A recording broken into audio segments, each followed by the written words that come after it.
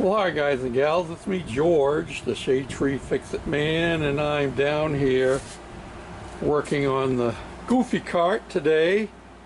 And but I have been getting comments on my last drive video from almost 2 years ago now, and everybody's saying, oh, you should have a live rear axle so the tires don't spin. Well, I need to clarify that for my new subscribers. This did have a live axle on it, and I split the axle here in the middle and put double, actually double here and double there carrier bearings so I could split it and support it here so it won't rotate. So this wheel here turns independent of the drive wheel here. And the reason I did that was with the live axle, one-piece axle going across there, it was scuffing really bad going around corners. You got to realize that unlike regular go-karts who have 6 or 8-inch wheels and tires on them, the tires often aren't much more than the size of my front wheel, not the front tires.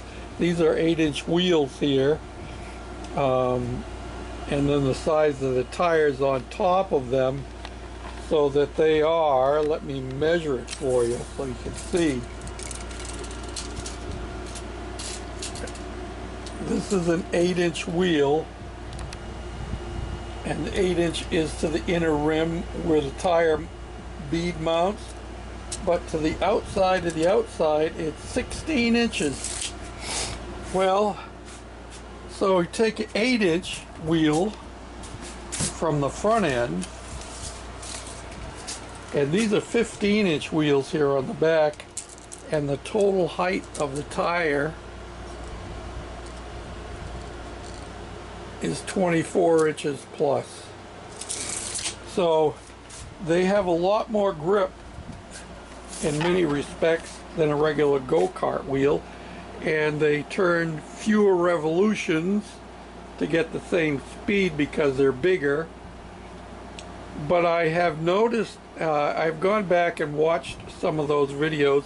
I know that when I pulled the Goofy cart out and we went out here into the backyard, and I think it had rained just like it did here last night, and it's going to go again today. The grass was wet, so when I backed out, and I have dead leaves out here, and yeah, with one wheel peel it did slip quite a bit, and I could spin the tire on the gravel of my driveway. When it's on the tar, it's not a problem, can't spin the tire. But I realized in looking at those videos, we never knew how fast we actually got going.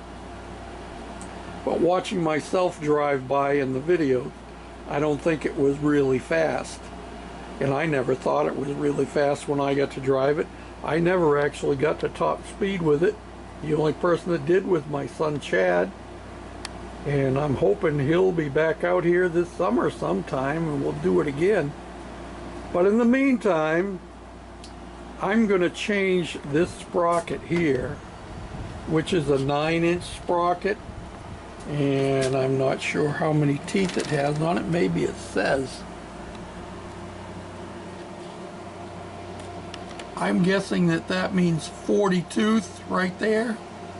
Yeah. And I have, and it's 9 inches in diameter. I have this sprocket that came off of here, and it's only 6 inches in diameter. So that'll give me a higher top speed. This one gives me good start and kicking out the dirt and spinning the tire on takeoff, which means we have good work from the clutch. But I'm thinking now that we have our twin engine, which is almost twice the horsepower, and hopefully it will run like it has twice the horsepower.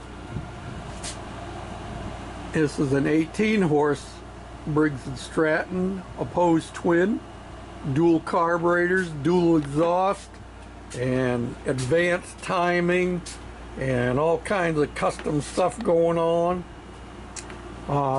So I'm thinking that I'm gonna change that sprocket,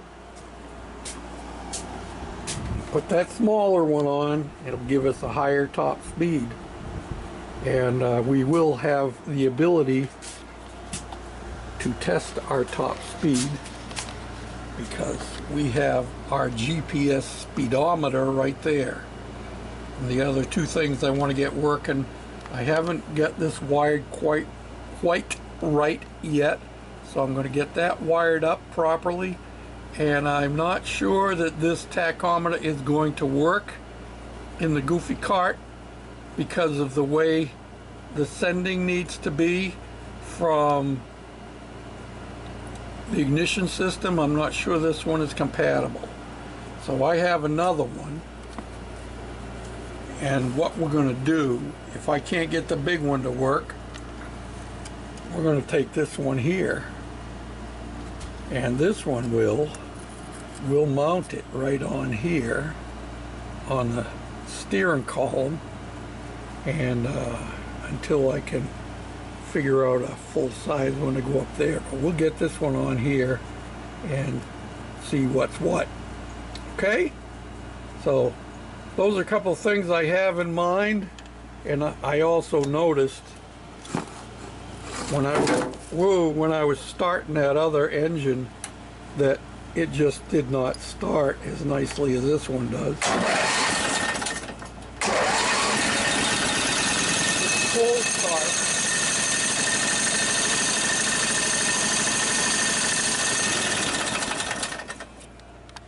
We have dual chokes, one for each carburetor, but I didn't have to pull it out at all, and that's first start today. And this thing just starts and it runs well, other than I'm still concerned about that blowback through the carburetors. It's not as bad as it was. We'll see. The proof will be in the road testing. So let's get to it. No more talking. I'm going to pull this wheel off. I already pulled the dust cap off. And I'll tell you what, if you were ever worried about how well silicone holds things on, it took some major prying to get this puppy off of there. So, loosen up this Allen key. And the one back there, we'll slide that wheel off. And then we'll have to loosen up one here. Spin it around. We got two of them and one there. And then we'll have to loosen up the one right here on the sprocket. I think there's only one on the sprocket. Yeah, just the one. Oh no, there's two. Two of them on the sprocket. And then we'll have to do the ones on the carrier bearings here in the middle. And I do believe they have two as well. Yeah, it looks like that one's missing. Look at that. We'll have to make sure we get that one put back in.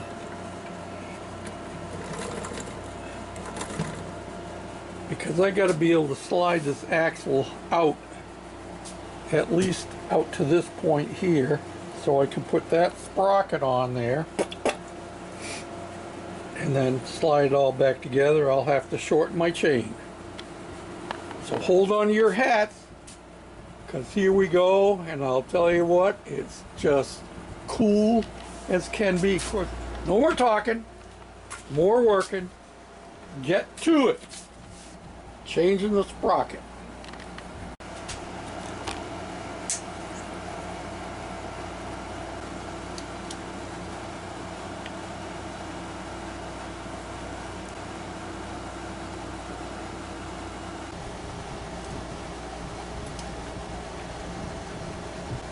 I have to take this bolt off because I can't get at that Allen key.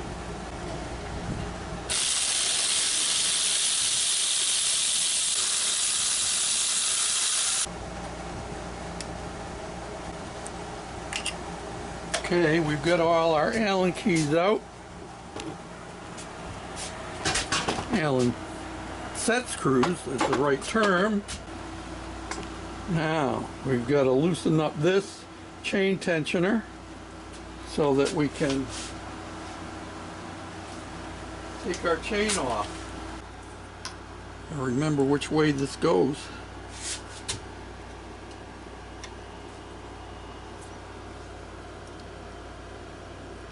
You know, it might be easier if I took the wheel off first.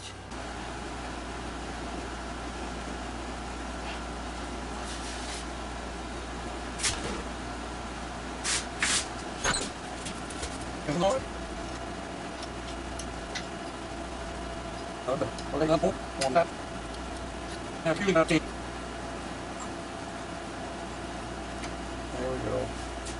So which one of you was yelling at me and saying, George, did you remember to take the set screws out of the hub for the sprocket? Makes a whole big difference when you got that out of the way and you can slide it out. Oh, George. Some people's children.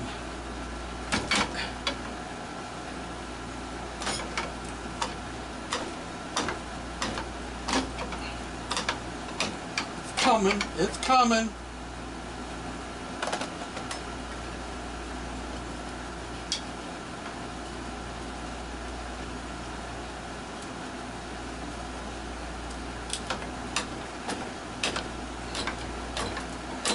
Whoa! So it's out of the middle part.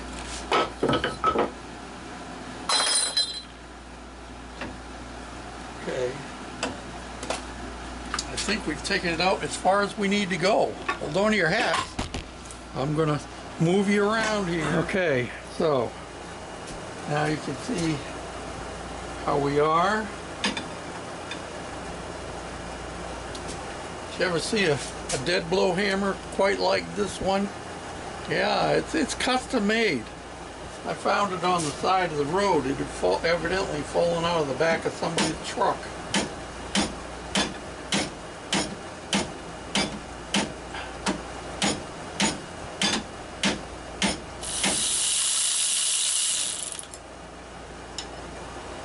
And then the sprocket itself will come off without much trouble.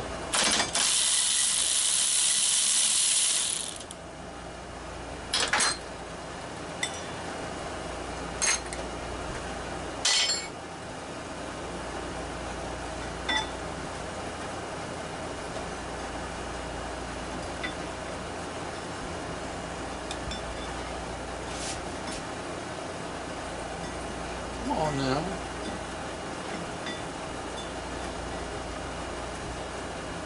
A little bit of a burr right there I need to take care of.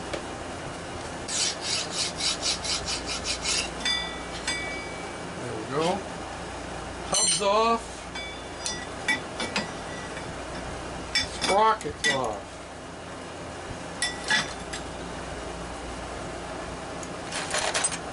Now, I gotta remember. Okay, which one of you dropped the copper tube, huh? Where did I put it?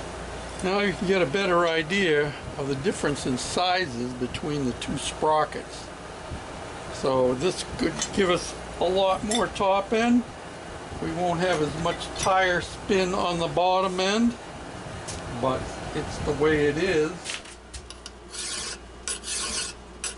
I'm taking off just a smidgen so that it will slide in the keyway,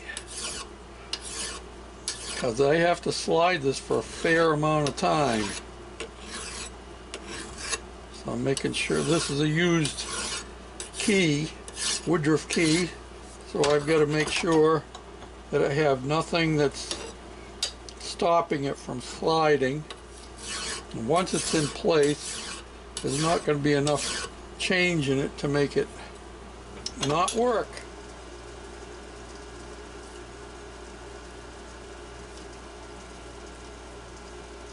Yep, it'll just slide. Now I got to line it up with the keyway on the sprocket, and it slides in there. That's good. Now I got to figure out, I've cut down this side of the copper tubing. Now I got to figure out how much I got to cut off of this one. Okay, so we've cut it, and I buffed it a little bit, but we'll finish it off once we get it back together and working the way it's supposed to. And we'll buff that up once we get the get it all back together. And I think my chain is lined up well, so now all I got to do is back off and do backwards of what I started with.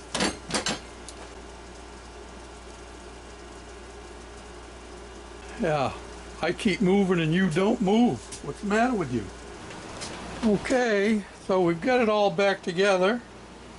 Everything is working as it should. The only thing I got to do now is I've got to cut my chain, and then we can try it. Well, I got to tell you, this is one of the easiest chain shortening projects I ever did. I did have this sprocket on here before, and evidently when I changed over to the larger sprocket, all I did was add a section, which you can see down there on my bench, and it worked out. All I had to do is take that section out and hook it back up with the universal connector, adjust my chain tensioner up, and she's ready to go. So let's try it, see how it works.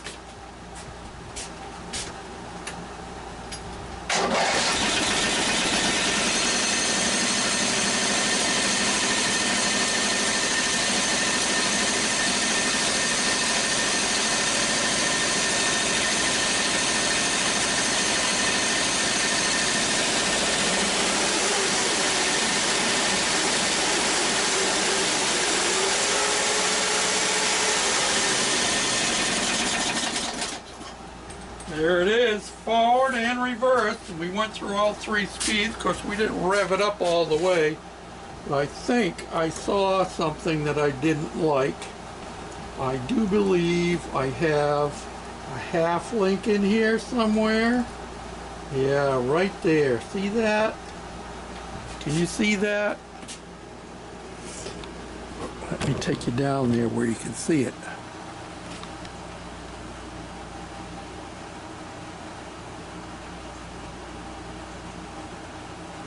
See that half link? I saw it catch a couple of times on that bolt. So I need to take that half link apart and turn it around. Thanks for watching, commenting, subscribing, thumbs up, sharing, all them good things. Till next time, this is George, the Shade Tree Fix-It Man. Bye for now.